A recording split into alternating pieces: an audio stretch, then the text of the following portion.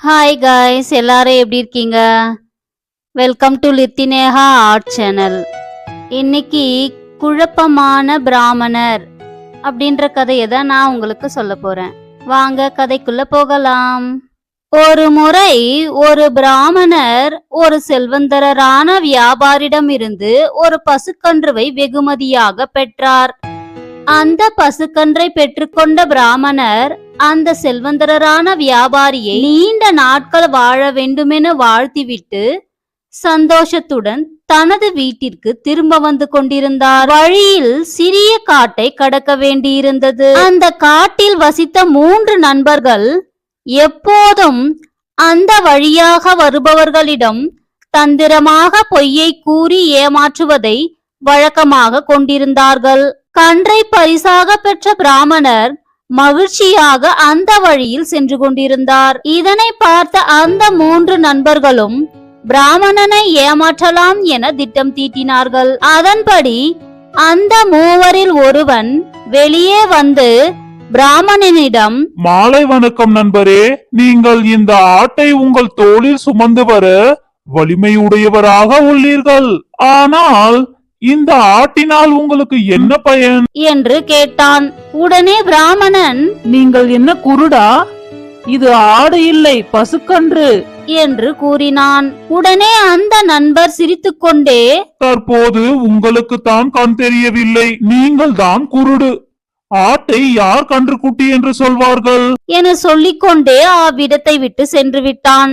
முதல் நண்பர் அங்கிருந்து சென்றவுடன் 2ஆம் நண்பர் பிராமணனிடம் நெருங்கி சென்று, அந்தனரே, நீங்கள் மிக்க சந்தோஷமாக உள்ளீர்கள்.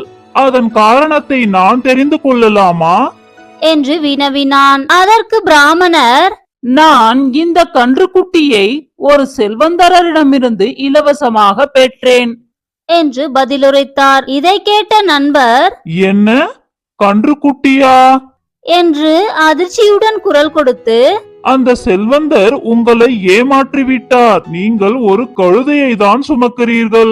உங்களுக்கு நிஜமாகவே தெரியவில்லையா இது கழுதை என்று சத்தமாக சிரித்துக்கொண்டே அந்த இடத்தை விட்டு சென்று விட்டார். இதை கேட்ட அந்த பிராமணர் சற்றே குழப்பமடைந்து விட்டார்.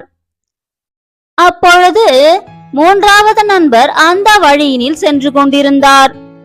பிராமணர் தனது குழப்பத்தை சரி செய்ய அந்த குறிப்பிட்ட நபரை அழைத்து அவரிடம், அன்பான நண்பரே, நான் எந்த விலங்கை சுமந்துள்ளேன் என தாங்கள் தான் தெளிவுபடுத்த வேண்டும் என்று வினவினான். நண்பர் தாம் திட்டமிட்ட தந்திரம் செயல்படுகிறது என்பதை அறிந்து கொண்டு அந்த விலங்கை அருகில் சென்று உற்று பார்த்துவிட்டு, அன்பான அந்தனரே, நீங்கள் சுமப்பது ஒரு நாய். நாயின் நீண்ட காதுகளும் நீளமான நாக்கும் உங்களுக்கு தெரியவில்லையா என கூறினார். இதனை கேட்ட பிராமணர் முற்றிலுமாக குழப்பமடைந்து இது ஒரு பேய் தன்மையான விலங்கு என உறுதி செய்து அந்த கன்றுக்குட்டியை கீழே வைத்துவிட்டு ஓட ஆரம்பித்து விட்டார். அந்த 3 நண்பர்களும் தாங்கள் தீட்டிய தந்திரம் பலித்துவிட்டது என புன்னகை பூத்தனர். இருந்த போதிலும் அந்த பிராமணரை மீண்டும் அழைத்து கன்றுக்குட்டியை அவரிடம் கொடுத்துவிட்டு தங்களின் தந்திர நாடகத்தை எடுத்துரைத்து மன்னிப்பும் கோரினார்கள். இக்கதையின் மூலம் பலமுறை கூறப்படும் பொய் ஒரு நேரம் உண்மையாக கருதப்படும் என்பதை நாம் உணரலாம். இந்த கதை உங்களுக்கு பிடிச்சிருக்கும்னு நினைக்கிறேன். லைக் பண்ணுங்க, உங்க ஃப்ரெண்ட்ஸுக்கும் ஷேர் பண்ணுங்க, சப்ஸ்கிரைப் பண்ணுங்க. அப்படியே பெல் ஐகானை கிளிக் பண்ணி ஆல்ல போட்டு வச்சுக்கோங்க. அப்பதான் நான் போடுற வீடியோ உங்களுக்கு நோட்டிபிகேஷனா வரும். We will meet in the next story. Bye.